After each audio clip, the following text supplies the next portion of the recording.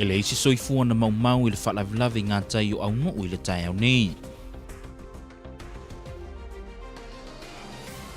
Wai ule tautua sa ili māloa le whanau e ala i whaau unga le kolisi mawalunga i Amerika Samoa.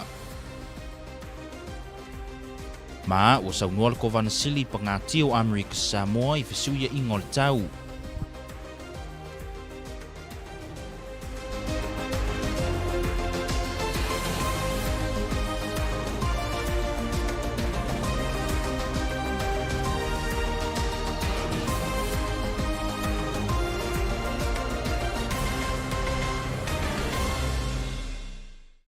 O te whaatalofatu se whaapopongo tala mai lau Kvzktv nei vaenga o le afiafi. E momo atu le whaafatai le atua ono le leai o sesi na mau le soifua i le whaalavelave le ana tula i mai. I ngā tai anu au nuu i le tai au nei. Le ngoto ai se alia sa whaamoemoe mo manua. I se whaamatalanga le li kapiteni o le Marine Patrol i ano whainga Uberg. Na ia tā uaina lātou mawale wala au mo se fesusuani mai le vaenga le Coast Guard. Ma whaapea i lo na vave atu mo se lave ai. E mo atu le Marine Patrol nei alia ua tele ngongoto uma le vaenga o lona tino o le waa. I le sami se i vangana ai le vaenga le nei e pe ona silisila mai ai o lo pipi i ai le au waa e toa wha. O le ofisa le puipuinga o le loto i whane o le Pasifika i New Zealand na lātou ulongoina le Coast Guard e tusai o le wha lave ma whai aloa ma ngā luenga wha avave mo le lave ai. E taritonu lau vaenga o le talfou o le waa le nei e ana i le li i whaipule mai ofu malusenga e ati o li i whawanginga sai. Ma o le toe taliu i manua i le mai au whangutanga i le vao manua ma au nuu, na tai ai loa i se ngalu, ma mafua i loa na mafuli le waa. E le apea ma se mi nguke karunga i lunga le helikopter. O ngā karangoa ma kou whalongo whamaiwa o le vao flip over, ua ngoko. Ia, e le lewa apea ma si ngā lima sekongi, ai mako vai alo le flare wa whanga i lunga le flare. Ia, ai pea ma se lima maila le mau mākou ma le waa, ma au nuu. O ngā whaingofira i o ngā whainmaka ruenga o ngā wanga lue whakasi ma le Western Pacific. Ma le lako helikopter ngā lili. Le ngā mako aku saoro, ia mki aku le ngofo maisi whaipule ma mga i o ngā loko kolu i lunga le waa wa foli le waa. Ia ngā mako aku loa wha kingo le mako ia ma ngā ruenga. Ia leo maka ngu mai lunga le lau ele. Wa o mawhai o ngā whaksoka IMS. Wa o mawhai ngā kalangoa ma US Coast Guards. Ia, ai me se fo ia le vaenga le hapa master le port. Ma le lako soangi, whawkai kele lava mo le ngā lue whakasi. O ngia mea, o le ngā lue whakasi lava mai fo isi a venga. O le sole na whaataunui nai le whauunga le kolisi mawalunga o le atunuu mo le visenga lua whelua se fululua. O le tausanga nei, ua ese le whaatinoina o le whauunga le whanau. O no le whaamai o le Koviti, o lea na whai ai le whauunga e whaongai nai se vaenga wa tā ua le drive-thru. Ma o le awhionga i le Lutena Kovana na whai masui o le awhionga i le Kovana Sili a le manu palpoisi a le ngā maunga. Ma le malo i le sauninga i le tai au nei, o se au te lenga le nei o le reporti. O le suinga wa iai le whaatinoina o whaunga le whanau a aunga le nei vai tau, mai le tulanga sa iai mua, i le whainga fō wa iai nei o le drive-thru. I le tai au nei le whaunga le kolisi maulunga Amerika Samoa na whaatino e ala i le drive-thru. O le susunga le whawhenga ia asiata le e whaka asai matuu na taita ia le sauninga o le nei tai au. I le whainga o whion tātou taunu mai, i le nei tai au. O se whainga malanga, whainga tā, e le taunga mālie. Tai o le whainga mālo, le whio atu le Lutena Kovana ma le whainga mālo. E le whainga o whie fo ia Dr. Pato, le faculty ma le staff ma le ASCC. A e sili fo na le whainga o whie, ia te o tau mātua. Te inane o tau le whanau, ua whaawina le nei aso. O le mea lewa tātou te whawhetai ai le atua. E ui na whainga tā le vasa ma le ala, na o tātou tau ma whai mai ai. Ai le ai se tasi o i tātou na solo muli pe na whawai vai. Mea na ese lo na tā ua le tangata a whinau. O le lewa ai mo mea ti ngā e ui ai na tele. Ai le aru i ailo na mawhauwhau, e lewa ai fo i ai. Ai whinau matuli matai lewa ai, le alofa o le atua. Ma le whaamaoni o le atua malana whaamanuia. O lo i to tono o mea ti ngā o le olanga tau mawhai o le tangata. Mea nai tā ua. E ne whaingo fia le sawaringa. Ai whawhetai le atua ono o le anganga. Ua tātou le whātā waina mea ti ngā. A ua tātou turi matai pēr le alofa o le siri ese. O le awhionga le lotena kovana ia talangwenga na saunoa i saunoanga au tū o le aso e whai ai o ia masui o le kovana sili ma le malo. O le aso le nei, o le aso le whawhitai. Whawhitai le tua i lona alofa ma lona le lei le mawae mo i tātou i Amerika Samoa nei. Whawhitai mo ana whamanuianga. O lea foi ua whaiwina le whamoemoe o nisi o whanau. Sa lātou ngā lulue ai i tausanga e tele. Ai, e fia whai se whawhitai i lausunga i Brestene ma le tātou kolisi Amerika Samoa nei, ASCC. Whawhitai ono le whatautaia o lao tō ngā luenga e le whaingofie. Whawhitai foi le ono sai o ali matamaitai whai aonga. Tūlanga o Totongi, ia matulanga o whatinuina o lao tō ngā luenga. Sa o tō ono sai, sa o tō tau mawhai pēr e le mea ngata ai le mālosi. E ao whatontonu a tātou whanau. Ia o le fua leo o tō ngā luenga o le a tātou vai e le nei aso. Whanau e ono sifuru malivalu. Ua whai wina lātou ngā luenga, lātou a onga, i nei foi tūlanga. Ia ona o lao tō tautua. E ono sruma le valu leo whai o whanau sa whao i le so e au fia e ma le o whao i whailonga le bachelors i au haonga. Ma le tōtasi o whao ma le doctorate degree. E se fulu lua fo i lātou o whaamonia ina i lalo skolosipi le malo e au onga i Amerika. Na sau nole sa mai tai president fo ma i a Rose 1 pato e whaapea. Ia awane i muta ai le tamo whai e sa ili ma whini ngai le lumanai. Ma ia manatua a inga uma ma e na whesosoani i le tamo whainga i le amatanga. O se fesuia inga o le tau o tātou whaai e le teimi nei, o te leso na awhianga i atunu ulai to le Pasifika. O nei suinga o tātou whaai e le ngata wa awhia i vaenga i peo awala ma ngata i whale ma ele tū matawhanga, ai wa awhai nei fo i matau mafa ma vaenga tāua e tua i ai le atunu. Ma o vaenga uma ia na saunoa i ai le awhionga le kovana sili a le manu palpoisi a le ngā maunga. I le teimi o lana fulasanga i le komiti a le fono awa o le malo tele i le vai aso nei. O siau te lenga le nei o le ripoti me alinta laulu. I le taimi le falsanga le awhionga i le kovana sili le fono o le komiti o le fono awao.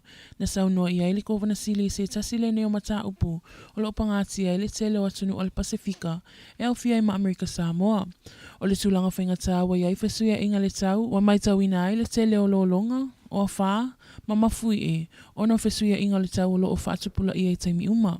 I le saunoanga le kovana sili le fonotanga le komiti o le mauta le malo tele. Na ia saunoa i le awhianga le si o le tai i ele tū matawhanga. Ua awhia ai ele o mea toto e tua i aila tunuu.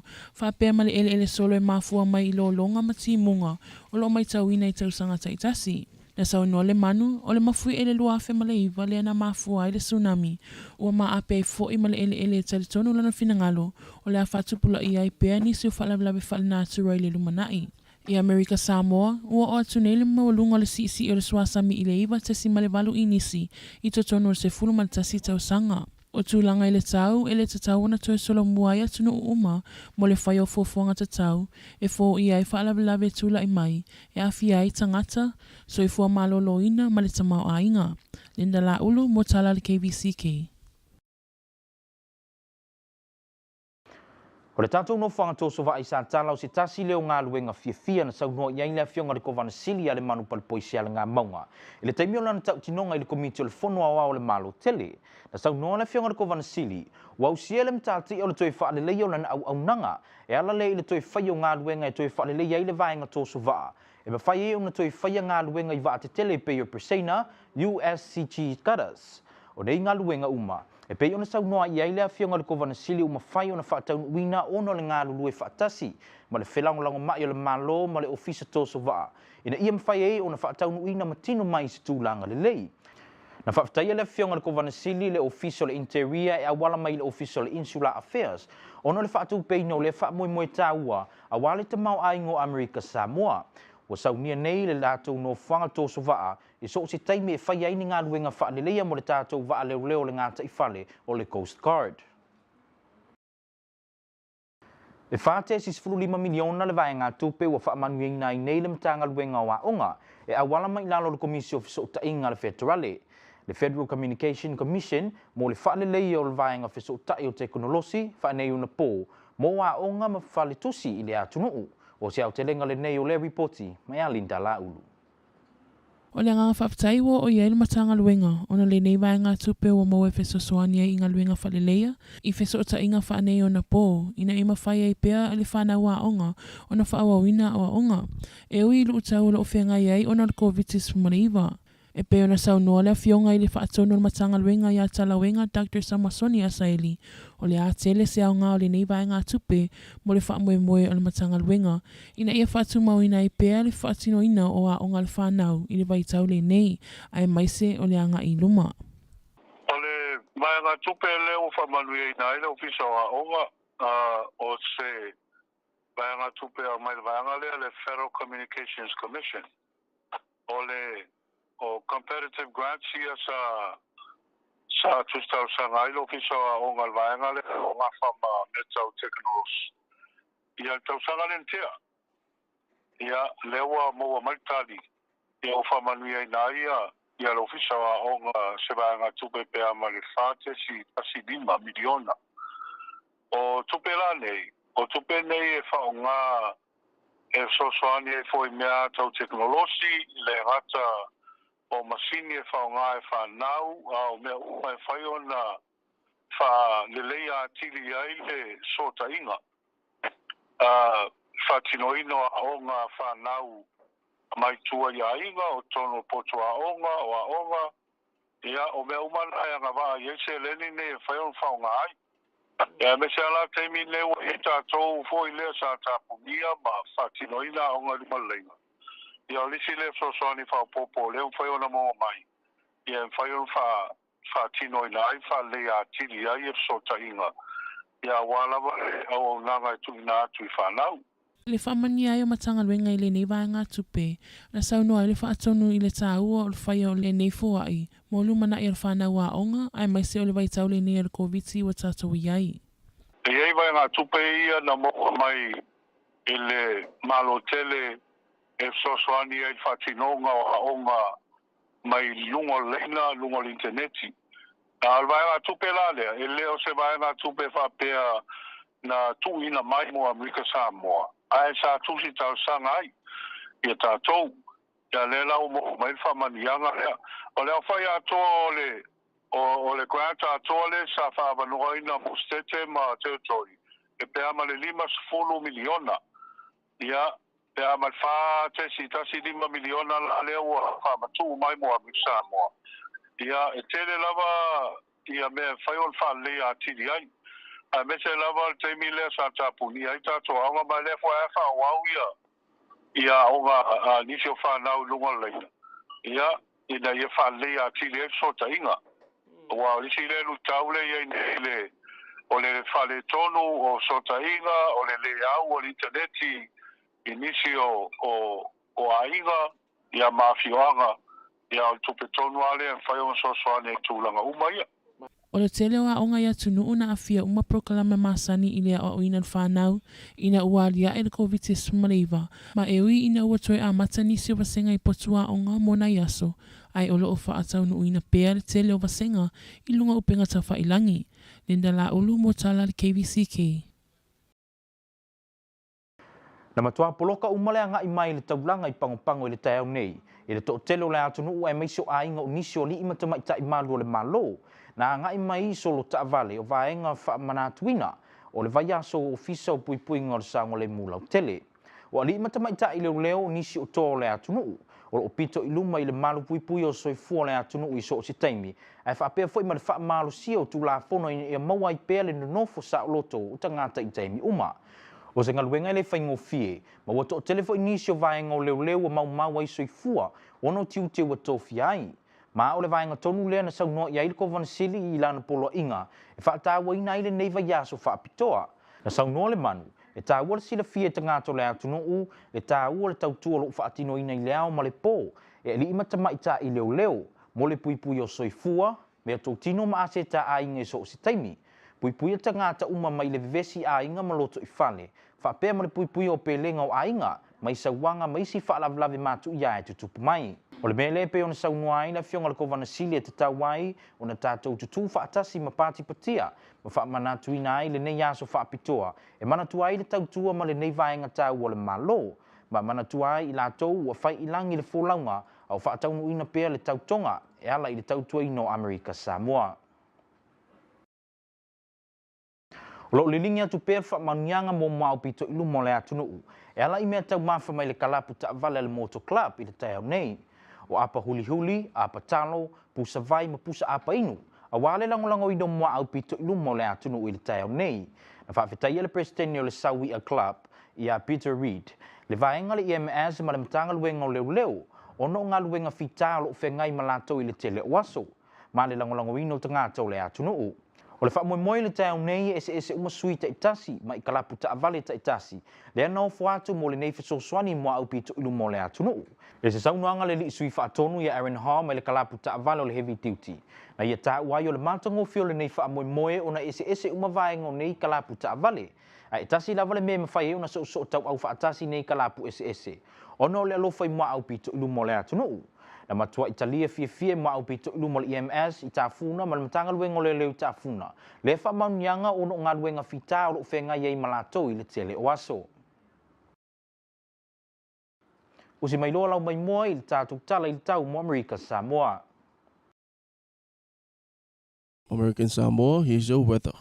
Tonight through Saturday night, mostly cloudy, scattered showers, lows around 77, highs around 87, east winds 10 to 15 miles per hour. Sunday through Thursday, mostly cloudy, scattered showers, highs around 87, lows around 78, east winds 15 to 20 miles per hour. And that's your weather. O le ato e mawatu se si ona whaapuponga o tala me lau KVCK le vai aso fou, whaafutai le whaatasi mai, ma ia manuia le whai unga o le nei vai aso, ma ia sanga whaamanuia pea le atua ia Amerika Samoa, soifua ia.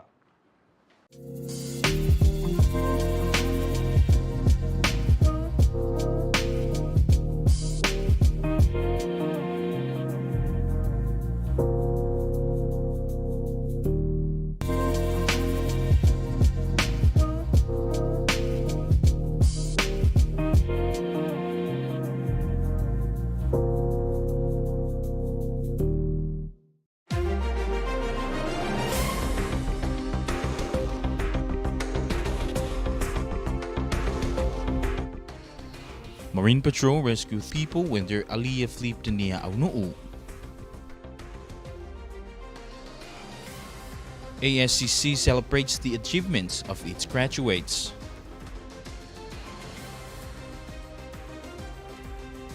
And Governor Lemanu addresses the impact of climate change in American Samoa.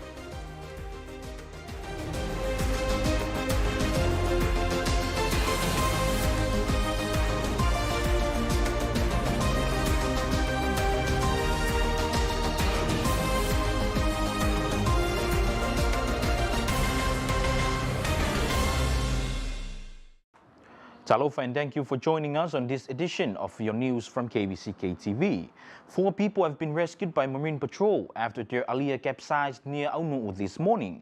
According to Captain Nofwa Inga Uberg, the aliyah fishing vessel was on its way to Manua after a fishing trip near Aunu'u when it hit an unexpected high tide. The head of the Coast Guard in American Samoa, Crichton Chung, told KVCK News they received a call at about 7 this morning from the Rescue Coordinator Center in New Zealand about a distress call that they received from near Tutuila, so straight away Marine Patrol was notified to retender assistance. Footage obtained from the Marine Patrol shows the crew of the Aliyah clinging on for help to the partially submerged Aliyah. Captain Nofainga Uberg told KVCK News it is fortunate the weather was not too bad at that time and they managed to get there on time. The Aliyah belongs to House Representative of Ofu and Olusenga, Tiawali'i Fawangingasai. The call from the Coast Guard, the posts go off, but the EPIRB is activate. But that's why we need the help. That's why I go out, and I will say thank you to Miss Lily and the other vessel, the fishing vessel, for the communicate. All together with the helicopter activate, we'll go out and find the boat will flip over. That find Marine Patrol find us 15 miles away from Aunu. We find out these 4 people, all together is fine. American Samoa's Community College has held its drive-through graduation. COVID-19 has changed our usual lavish graduation ceremonies inside big halls. The annual rite is now done by car in the time of the coronavirus. Here's more. Today, the American Samoa Community College celebrates in a special way, for the first year in college, a drive-through celebration to celebrate the achievements and successful completion of 68 graduates of American Samoa Community College, 4 of which received bachelor's degrees in education. Speaking on behalf of the governor and the government, Lieutenant Governor Talawenga congratulated the 68 graduates and stressed the importance of never being afraid to challenge yourself and to keep moving forward. Lieutenant Governor said, when you arrive to your final destination, you will need to remember how you got there and who helped you along the way. Do not forget anyone who's helped you. Never forget your peers. Never forget your parents. Never forget your country. Never forget your faith. Take with you the advice and the lifelong lessons that have helped you so far. President of the college, Dr. Rose Wanpatu, also echoed the same sentiments. Signifies your life journey. You have met up with smooth roads which allowed you to ride smoothly and quickly through each turn. You have met up with bumps and potholes which slowed you down and force you to look at whether to proceed or to take a detour or stop. Today is another turn in your life journey. As you drive through this morning to receive your certificate and degrees, keep this in mind. Continue to keep driving. Don't stop here in your life journey. Move forward in your educational pursuits, in your career endeavors, and ride through with your family at your side for support and love. And when you run out of fuel and feel like you just can't go any further, keep your vehicle on the road, fuel up with God's strength and endurance to continue on in your life journey. Congratulations to all who have graduated today. Climate change represents the most important existential threat to the Pacific way of life, and it will exacerbate other challenges already affecting the region. While there is consensus among researchers about the detrimental impact of climate change on the ocean, what is less studied is what impact the changes in the environment will have on our livelihoods, security, culture, and well-being. During this week's U.S. House Committee hearing, Governor Limanu Palpoy testified that natural disasters have become more prevalent in the Pacific region, and we have experienced damages to our critical infrastructure as a result of sea level rise, severe floods, coastal erosion, and landslides. And here's more from Linda Laulu. During his testimony before the United States House Committee, Governor Limanu once again reiterated that American Samoa is exceptionally vulnerable to sea level rise because of a significant portion of the island's villages and infrastructure, including all critical ports, are located along thin strips of coastal land. The situation is worsened by ongoing subsidence since the 2009 Samoa earthquake and tsunami, resulting in shifting of tectonic plates. Lemanu said American Samoa is subsiding at a rate roughly 6 times the global sea level rise average and experiencing a relative sea level rise of 9.8 inches in 11 years. Governor Lemanu also addressed the need to respond to climate change with a matter of urgency, investing in mitigation projects that will reduce the risk of damages to existing infrastructure and ensure community resilience in the aftermath of all hazards disasters. The untimely events of extreme weather and disasters are unavoidable and expensive. Governor Lemanu said the rebuild is time-consuming, especially with limited readily available resources and project-related subject matter expertise on island. Linda Laulu for KVCK News. Honorable Governor Lemanu also reported to the U.S. House Committee that American Samoa has accomplished its goal for the American Samoa shipyard to be able to service larger vessels such as Persena and USCG cutters. Governor Lemanu said, our efforts over the last year in fully repairing the cradles and revitalizing the shipyard to bring up the standards have made this possible. We've accomplished these goals with strong support and funding provided by the U.S. Department of Interior, Office of Insular Affairs. According to Governor Lemanu, the shipyard is ready to eager to serve the Coast Guard vessels. The Department of Education is the recipient of a $4.15 million investment under the Federal Emergency Connectivity Fund. This federal funding is focused on improving connectivity access for school and libraries. Here is more from Linda Laulu. The $4.15 million investment under the FCC Emergency Connectivity Fund for the American Samoa Department of Education will be used to improve connectivity access for schools and libraries. Doctor of Education Talawenga Dr. Samasoni Asaili told KVCK News, American Samoa's funding is part of over $50 million announced nationwide in this round of Emergency Connectivity Fund support. This funding supports 46 schools, 7 libraries, and 2 consortiums across the country, including American Samoa.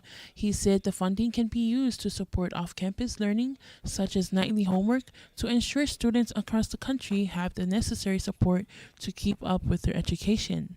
Yesterday, we got word that we were awarded a grant award from the Federal Communications Commission, totaling $4.15 million towards the improvement of technology access, connectivity, not only within the schools but also out in the community for us here out in the villages. And it's so important because not all students and families have access to use the internet. Currently we have Wi-Fi's out in the given to the students to use, and they're also facing challenges with that. But things like hotspots, having hotspots out in the villages where students can come to a certain location in order to access the internet, and also the improvements of our infrastructure, like installing routers, updated routers, more routers to speed up the connectivity to the internet, and a host of other things like getting equipment as well to provide everything that is necessary to support ongoing learning, whether it's on-site or in-person, face-to-face, or through virtual learning. Eligible equipment within the program includes Wi-Fi hotspots, modems including air cards, routers, devices that combine a modem and router, and connected devices, laptop and tablet computers. Schools and libraries can also receive funding for commercially available broadband service that provides a fixed or mobile broadband connection of off-campus used by students, school staff, or library patrons. Linda Laulu for KVCK News. In case you're wondering why the cars were Pampa to Pampa heading into Pango Pango this morning, well, it's Police Week all over the United States, and families and friends were on their way to the police headquarters in Whangatongo to salute our law enforcement officers who risk their lives every day to protect others. This selfless act deserves the utmost respect and honor, and Governor Lemanu echoed the same sentiment in his proclamation issued this week, declaring May 15 to 21st as Department of Public Safety Week. Lemanu says it is important that all citizens know and understand the problems, duties and responsibilities of their police departments, that members of the department recognize their duties to serve the people by safeguarding life and property, protecting them against violence and disorder, and protecting the innocent against deceptions and the weak against oppressions or intimidation.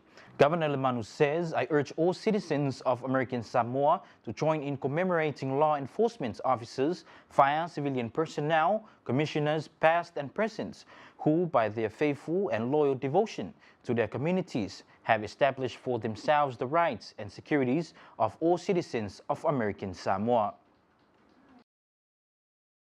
The donation by the Custom Motor Clubs today was done in recognition of EMS and DPS Appreciation Week, which ends this weekend.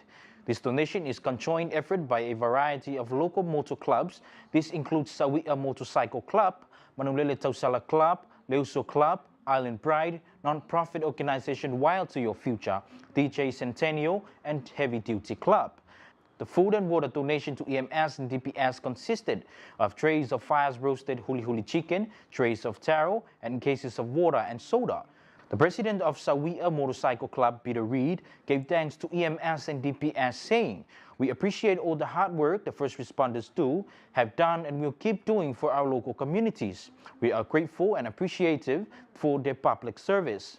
The Motor Clubs of American Samoa is not foundation nor it is an official group.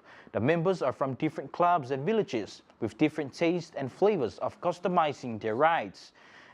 There are tall cars, slam cars, loud cars, horns, lights. It can sound like a Las Vegas casino slot machine room when they pass by. It is fun and interesting. According to Aaron Hall from the Heavy Duty Car Club, having custom cars and trucks is fun, and what's interesting is we are from different walks of life, but the one thing that brings us together is our love for custom vehicles. Another common factor is the love for our community, and that's what drives us to give back to our people. We believe to live your best life and along the way share the love with others. Donations were received with open hands from both DPS Tafuna substation and the EMS station in Tafuna. The donation ended with a last round about the motorcade by the clubs at the EMS station showing off their best features. Time now to check out the weather for American Samoa. Whaafonga mai tala neo tau mo Amerika Samoa. Po ana nei e o le pole asto nai e matele ina o e ta episode timu malu e fitu vela o le e varu sfulma fitu sa vini mai sa e sfulu i sfulma lima mai la le tula. Aso sa e o ile aso tofi e matele ina o e ta episode timu vela e varu sfulma fitu malu o le e fitu valu sa vini mai sa e sfulma lima i lua sfulu mai la le tula.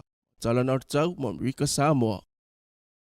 Thank you for joining us. Have a safe weekend, American Samoa, and stay safe. God bless. Tofa Soifua.